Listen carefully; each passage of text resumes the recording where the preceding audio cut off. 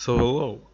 So the 2020 election campaign is already fast ahead. The Democratic primaries are happening and there are few challengers to Trump from the Republican side.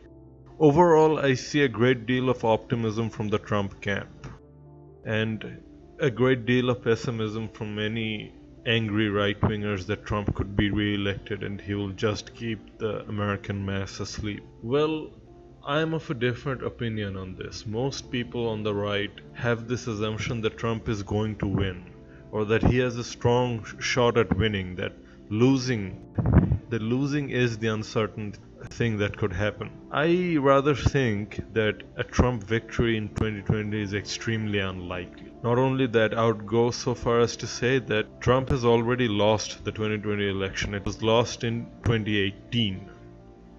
And this is simply the epilogue on America. The 2020 election will bring about a democratic government, and from that point on it will be permanent democratic governance.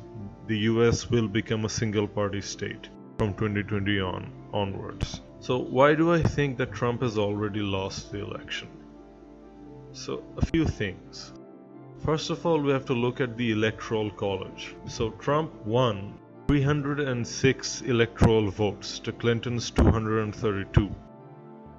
Now, in order to win the presidency, one has to win 270 electoral votes. I think that Trump's electoral strategy has already been broken and he will not be elected president again because the advantage in the Electoral College is completely gone. I'll show you why. First of all, we have Florida. Now, in Florida is generally considered a swing state, but it may not be a swing state for long. It's most likely flipped. Florida has 29 electoral votes, and I am fairly confident that it's going to be a permanent democratic state from now on, just like California is. Why? Because in 2018, the Florida state legislature passed a bill that gave voting rights to 1.5 million felons. Millions. Now, to put this in perspective, Trump won Florida. He won Florida by only 113,000 votes. Now, these 1.5 million felons, 80% of them are either black or mestizo. 80%. Now, of this 80%, we have no reason to believe that these people are suddenly going to be voting Republican. It's most likely that they will vote even more staunchly Democrat, as it was a Democratic legislature that gave them their voting rights back. And it's the Democrats that promised the Gibbs. So, let's do a math. Amongst this 1.5 million, let's assume that all 300,000 white convicts will vote straight Republican. That leaves us with 1.2 million blacks and mestizos. Even if we assume that 70% of them will vote for the left swing, that would still give us 840,000 votes to them, counter to 660,000 votes for the Republicans. Now these 840,000 votes, this already puts it at an advantage of 180,000 votes just amidst the convict population. And this 180,000 completely overrides Trump's margin of victory over Clinton. And we also have to remember the fact that Florida is a highly Hispanic state. The only reason Florida isn't already blue is because of all the boomers that have retired there. A lot of those boomers are dead. So not only is Trump's real margin of victory already was going to be lower than 2016. Due to the convicts, it's been completely swamped. So I think we can be guaranteed that Florida is going to go Democratic the next election. So that gives us minus 29 electoral votes. So now the Democrats are at 261 and the Republicans are at 277.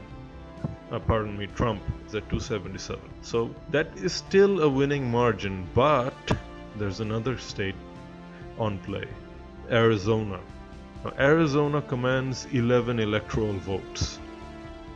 Now, Trump won Arizona. He won Arizona by 90,000 votes. Now, as far as Arizona is concerned, it's already flipped. In 2018, there was the Senate election, and Kristen Sinema, she defeated the Republican candidate by 56,000 votes. Now you could obviously say that, okay, this candidate was not popular, the GOP vote did not show up for election. Okay, I get that. But we also have to look at demographics. Arizona, the problem with Arizona's demographics is that Hispanics are also counted as white. But there is another way to infer what the demographics of the state really are. That's the birth data. And according to the birth data, only 41% of the births in 2017 were to non-Hispanic whites.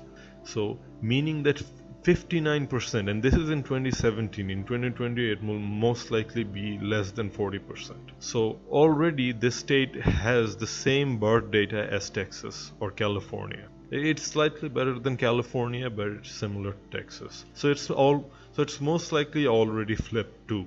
Plus you have the problem of millions of illegal immigrants coming through the southern border. Many will vote illegally in Arizona. There's nothing to stop this. And even more than that, the older whites are dying, and the white population is being reduced, and every year more and more Hispanics are being naturalized. So I have significant cause to believe that Arizona has already flipped. It already flipped in 2018 when Kristen Sinema, who openly called Arizona a crazy cracker state, won against Martha McSally. So I think, and she won by 56,000 votes. And this margin of victory is only going to increase. It's going to get even bigger in 2020. Because more whites will have died, more immigrants will have been naturalized, and more Hispanics of voting age will have come up. So I think Arizona is gone. Now if Arizona is gone, Arizona gives us 11 electoral college votes. Now take this 11 out of the equation.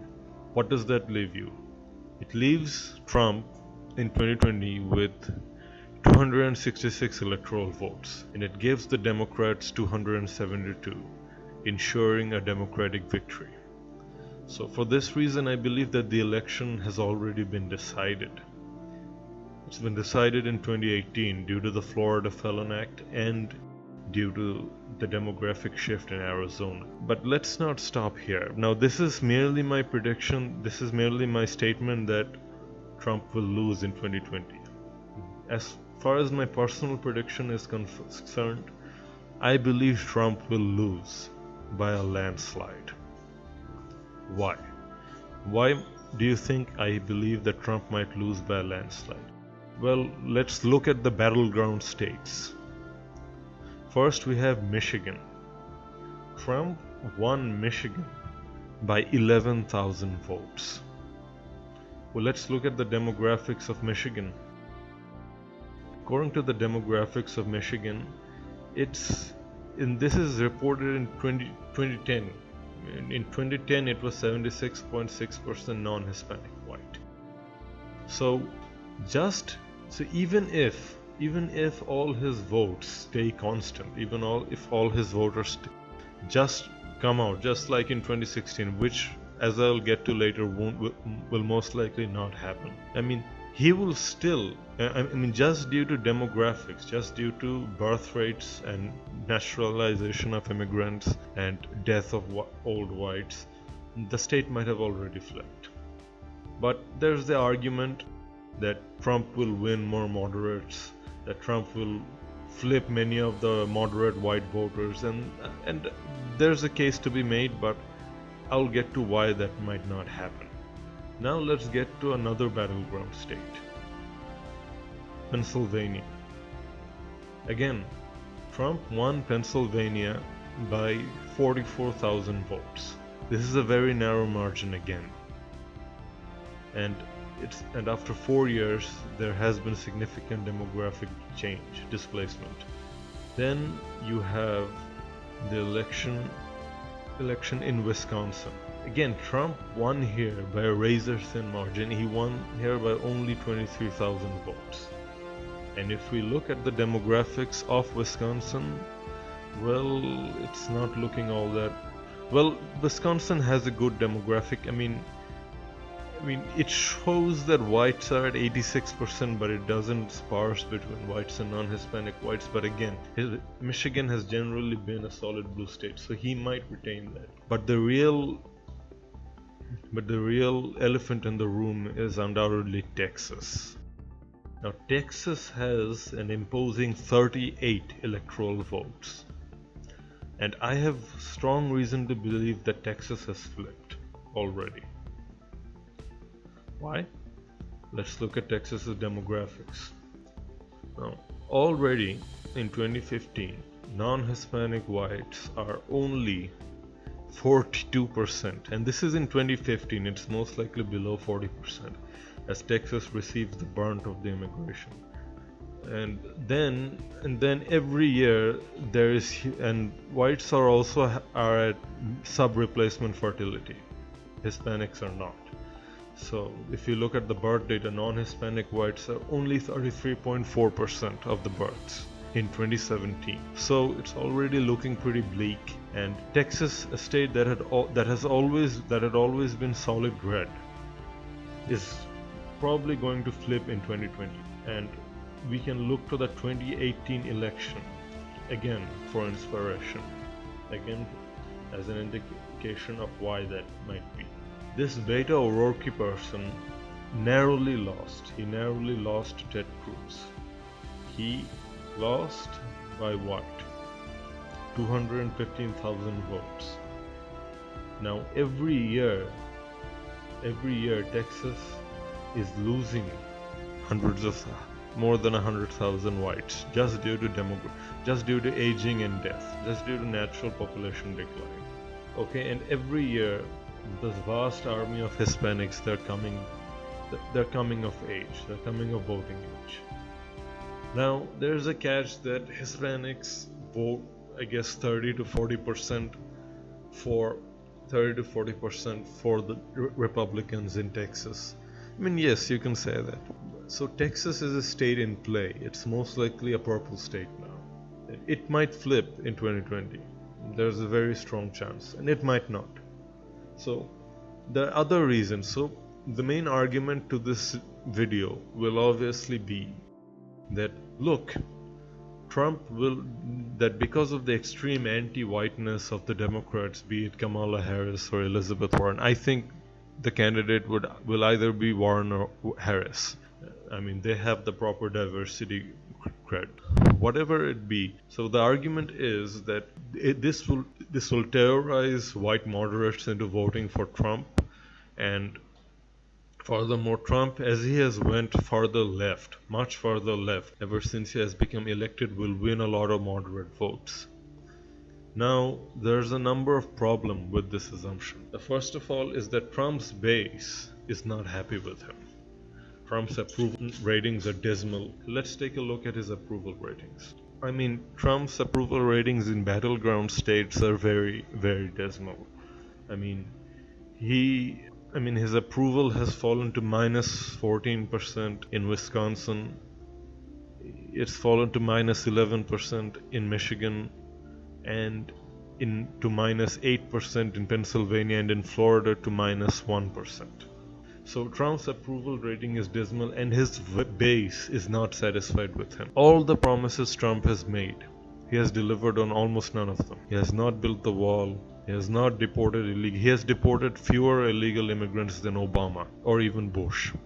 I mean, swallow that. And furthermore, he panders to black rappers like A$AP Rocky and Kanye. He speaks of the unemployment, of the allegedly record low unemployment of every race except whites, the race that voted him into power. Furthermore, all his accomplishments are in Israel. His great accomplishment is legalizing butt sex in Botswana. I mean, who gives a shit about this? And then his moving the embassy to Jerusalem. I mean, yeah, he might win some evangelical voters in the deep south, but this won't endear him to his Midwestern voters. Furthermore, the economics, the opioid crisis is in full swing. He has not mended that. And he has openly said his base is strict, very strongly anti-immigration. Republicans are opposed to immigration, more immigration by minus 30%. Yet Trump is openly boasting that his administration will have more legal immigration than any other administration before. He openly said that I want more legal migration than ever before. So these things he may pick up some evangelical cuckold voters in the deep south, in Texas or so on. But people in the battleground states, people in the Midwest are not impressed. They are not happy with him. They're deeply unsatisfied. And even more, Trump's tariff wars against China have deeply harmed these battleground states, farmers who are the backbone of Trump's support. These farmers are being heavily mauled by the Trump tariffs on China. And China has retaliated by not buying their products. Many of the farmers are going into bankruptcy, and the government, and what is the Trump administration doing? It's not giving subsidies to the common Joe farmers. It's giving subsidies to the mega corporations that industrially farm, not to the common farmers that would actually vote for Trump. And the China tariffs, although this is for, I want to make this thing clear. This is for public consumption, that the China tariffs are about bringing industry back to the United States. That's complete bullshit. The only way you're going to bring industry back to the United States is if you block off industrial imports via tariff wall and force manufacturers to build in the United States proper. That's the only way you're going to have a reindustrialization. Because now if you're going to put tariffs on China, well, those industries are not coming back. They're just gonna leave China and go to Vietnam or India or some other country or Malaysia or Indonesia. They're not going to go to the United States just because you've put a tariff on China. The whole point of the trade war, this is what Trump voters and the normicons don't understand. And many, even in the dissident right, don't understand. This is not about bringing industry back. This is not about America first. This is about harming China. This is about preventing the rise of China. China, a nation that resists global homocapitalism, that China is a nation that does not fit into the liberal world order. It's the main danger to the liberal world order, and they can't allow it to grow any further. The Chinese new Silk Road project would destroy the dollar, and it would bring all of Eurasia into one Chinese economic empire. And all the tariff wars, these CIA-induced Hong Kong protests, these are meant to harm China. These are not meant to promote democracy or bring industry back to the US. These are meant to restrain China. So Trump's voters are not enthusiastic about it. He has betrayed them on almost everything. His voters did not vote for him so that he could spread butt sex to Botswana, or so that he could bail black gangsters like A$AP Rocky out of Sweden, or nonsense like this. Okay? And he has not delivered on censorship, and this is another thing. According to a Jewish expert, Robert Epstein, Google may have flipped as much as at a minimum of 2.2 million votes last election, and at a maximum they could have flipped over 10 million votes, and that is going to increase because Google and its subsidiaries, they have launched a massive purge against pro-Trump voices in the media, in the social media, in YouTube, in Facebook.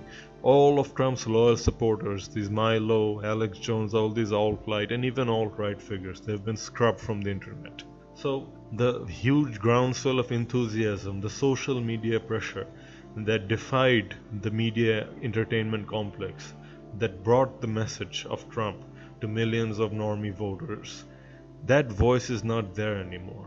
They've all been censored or kicked off. So Trump is at the mercy of the media entertainment complex, which is completely against him. And furthermore, he has done nothing on censorship. He has completely thrown his own people to the wolves. So he has done nothing on censorship, and then there's the aspect of Google manipulating voters. And plus, even if Google didn't do it, there is no enthusiasm for Trump anymore. Trump has ceased being a radical. He has become a typical Republican. Tax cuts for billionaires, open borders, and and constantly cucking to the socially liberal positions. He is no different than Mitt Romney, and Mitt Romney himself admitted this. He said that his government, his style of governance would be a little different than Donald Trump. I guess the only difference would be there would be no idiotic tweets. And Ben Shapiro, Ben Shapiro even said this, that he's very satisfied with Trump because he has governed like a conservative, which is exactly the reason people voted for him, so that he would not govern like a conservative, and he has governed exactly like a conservative. And so many of Trump's voters are already dying. What his existing voters are disillusioned with him because of his relentless cucking on everything. He just throws red meat. You can only fool the people so many times. Before the 2018 election, he threw this red meat that he's thinking about designating Antifa terrorist organization, or he's thinking about ending birthright citizenship. He has not done any of this, and he's throwing this red meat again, and I doubt people will buy this. How many times can Trump on them? People have grown fed up with him, have grown disappointed with him, and even if Google and YouTube did not censor his supporters, there is no longer that groundswell of support, that fanatical zeal that we have to get Trump in the office. Rather, there's a disillusionment with him. Many people openly call him shill. Most of the right wing, most of the alt-right, which numbers nearly 24 million in the United States, and most likely form the core of Trump's support. Most of them have given up on Trump. Most of them have thrown their back to him. And why not? Because Trump has betrayed them, to be honest. All Trump has done is give tax cuts to plutocrats that hate him and fund the Democrats, and give more money and aid to Israel and move the embassy to Jerusalem, another country that massively hates him and his voter base. So Trump has little hope. So at the very least, he will lose the election, as I said, simply due to Florida and Arizona, or at the very worst, he will suffer a landslide defeat. He will lose Florida, Arizona, Texas, and Wisconsin and Michigan, and no matter what happens, even Ann Coulter has said this, Donald Trump will be the last Republican president. There will be no other Republican president after him, and the United States will become a Soviet-style single-party state from here on. Demographics is destined. Just look at California. California was the state of Nixon. California was a solid red state all the way up until the 90s, when mass immigration turned it into a permanent blue state. And now California is such a single-party state that in the runoffs, in the final runoffs, there hasn't been a Republican for some time, when both the final two candidates are Democrats. And the same will happen to Texas, just because of demographics and no other reason. So that's all. I think Trump will lose. The most likely outcome will be that Trump might hold on to the battleground states. He might hold on to Wisconsin, Michigan, and Pennsylvania, though I doubt it. He might hold on to Texas, though I doubt it, because his base is not enthusiastic about him. Most of his base considers him a traitor, and rightfully so, to be honest. The only reason to vote for Trump 2020 is because the opposite Democratic candidate is so worse. But if someone like Biden or Bernie gets the nomination, then Trump will lose by a landslide. There's simply no way around it. And even if it's Kamala Harris or Elizabeth Warren, Trump will still lose simply due to Florida and Arizona. So there's no point in talking about the 2020 election and how Trump is going to the strategy and all that. The election is over. It was over in 2018. It was over when Florida and Arizona flipped. It's gone. Now Americans will have to think in a post-American term. They will have to think as a minority. They'll have to strategize like the Jewish community or the black community or the Hispanic community does. There is no more elections. The United States will become a Soviet-style single-party state very soon. That's all for today. Thanks for watching, and as always, please share and subscribe. I'll see you next time.